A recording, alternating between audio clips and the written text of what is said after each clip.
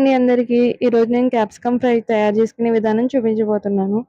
దీనికి ముందుగా stove on చేసుకుని దాని మీద బాండీ పెట్టుకోవాలి. ఇందులో 3 టేబుల్ స్పూన్ ఆయిల్ వేసుకోవాలి.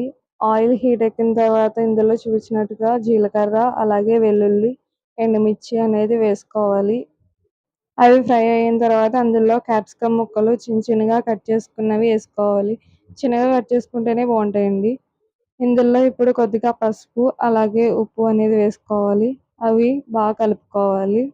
ఇలా పసుపు, ఉప్పు వేసుకోవడం వల్ల బాగా మగ్గుతాయండి. వీటిని 5 మినిట్స్ తర్వాత తీసి చూస్తే ఇలా ఉంటాయి. ఇవి కలర్ చేంజ్ అయిన తర్వాత ఇందులో అల్లం వెల్లుల్లి పేస్ట్ వేసుకోవాలి.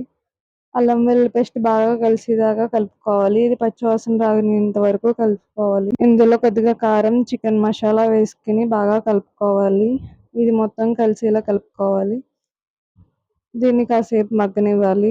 ఇలా మగ్గిన తర్వాత ఇది ఆయిల్ పైకి తేలిన తర్వాత ఇందులో వేరుశనగ గుళ్ళు పౌడర్ వేసుకోవాలి. నేను ఇలా వేరుశనగ గుళ్ళు వేపుకుని స్టోర్ చేసుకుంటానండి పౌడర్.